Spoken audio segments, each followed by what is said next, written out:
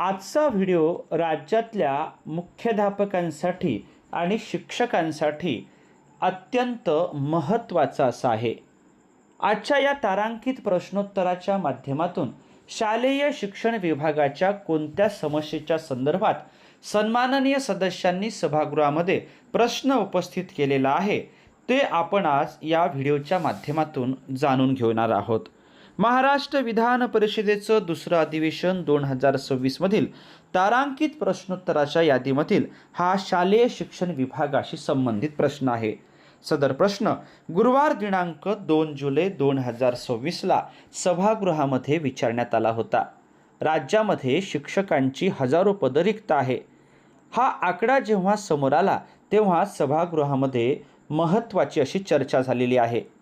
या जागा रिक्त असूनही का भरल्या गेल्या नाहीत? सर्वोच्च न्यायालयाचा निर्णय, TET CTET पात्र उमेदवार आणि शिक्षक भरतीची पुढची दिशा या सगळ्या मागचं खरं चित्र हे आता समोर आलेलं आहे। सर्वात महत्त्वाची गोष्ट म्हणजे माननीय शिक्षण मंत्र्यांनी दिलेल्या उत्तरात असे काही महत्त्वाचे मुद्दे आहेत की जे प्रत्येक TET CTET पात्र उमेदवार शिक्षक भरतीची वाट पाहणाऱ्या लाखो तरुणांसाठी अत्यंत महत्त्वाचे ठरणारे आहे। भरतीची नेमकी भूमिका राज्य सरकारची काय आहे?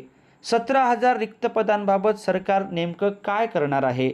या अनुषंगाने आजचा हा व्हिडिओ महत्त्वाची माहिती देणारा आहे। सन्माननीय सभागृहातील तारांकित प्रश्नोत्तराच्या माध्यमातून आज आपण ही एक महत्त्वाची माहिती जाणून घेऊया। आत्मीय शिक्षक बंधू आणि भगिनींनो, नमस्कार। मी माझ्या शैक्षणिक यूट्यूब चॅनलमध्ये आपल्या सर्वांचं सहर्ष स्वागत करतो। शिक्षक भरतीच्या अनुषंगाने आज आपण एक अत्यंत महत्त्वाचा असा व्हिडिओ जाणून घेणार आहोत। अशाच प्रकारचे विविध शैक्षणिक व्हिडिओ जाणून घेण्यासाठी माझ्या या यूट्यूब चॅनलला जर आपण सबस्क्राईब्स केलं नसेल तर जरूर सबस्क्राईब्स करा आणि या व्हिडिओला एक लाईक निश्चित करा अशी नम्र विनंती मी आपल्याला या व्हिडिओच्या निमित्ताने करतो आहे। आता आपण जाणून घेऊया राज्यातील आदिवासी बहुल जिल्ह्यातील 17,000 शिक्षकांची रिक्त पदे असल्याबाबत सन्माननीय सदस्यांनी उपस्थित केलेला एक महत्त्वाचा प्रश्न। श्री सुधाकर अडबाले सर, सन्माननीय शालेय शिक्षण मंत्री पुढील गोष्टींचा खुलासा करतील काय? राज्यातील 13 आदिवासी बहुल जिल्ह्यांमधील अनुसूचित क्षेत्रातील प्राथमिक, माध्यमिक व उच्च माध्यमिक शाळांमध्ये सुमारे 17,000 शिक्षकांची पदे रिक्त असल्याने दुर्गम व आदिवासी भागातील शाळांमधील विद्यार्थ्यांच्या शिक्षणावर परिणाम होत असून अध्यापनाची गुणवत्ता, विषयवार शिक्षक उपलब्धता, विद्यार्थ्यांची उपस्थिती व शैक्षणिक प्रगती यामध्ये मोठ्या प्रमाणात घट झाल्याचे माहे एप्रिल 2026च्या सुमारास पहिल्या आठवड्यात वा त्या सुमारास निदर्शनास आले आहे। हे खरे आहे काय? या संदर्भात सन्माननीय शालेय शिक्षण मंत्री महोदयांनी दिलेलं उत्तर आता आपण जाणून घेऊया।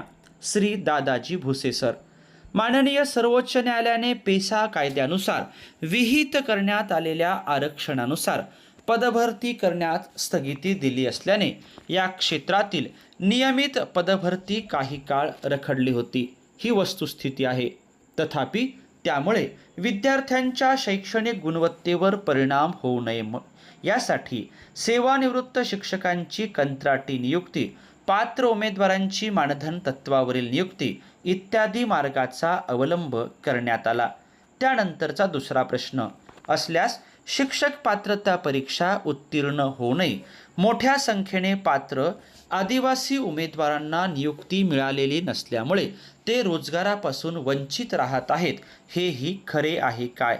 या संदर्भातील दिलेलं उत्तर आहे माननीय सर्वोच्च न्यायालयाने पेसा क्षेत्रात पूर्वीच्या आरक्षणाच्या तुलनेत 50% मर्यादेत पदभरती करण्यास मुभा दिल्यानंतर सामान्य प्रशासन विभागाच्या दिनांक 11/2/2026 रोजीच्या शासन निर्णयानुसार व दिनांक 4/5/2026 रोजीच्या पत्रातील निर्देशानुसार मानधन तत्वावर कार्यरत पात्र उमेदवारांना नियुक्ती देण्यात येत आहे।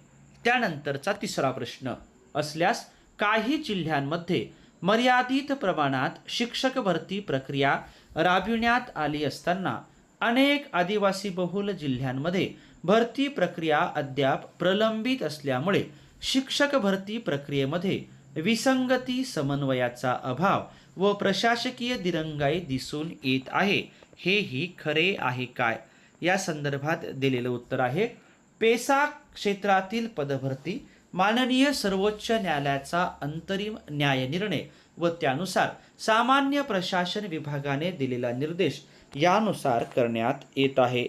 चौथा प्रश्न होता की असल्यास उक्त प्रकरणी शासनाने चौकशी केली आहे काय?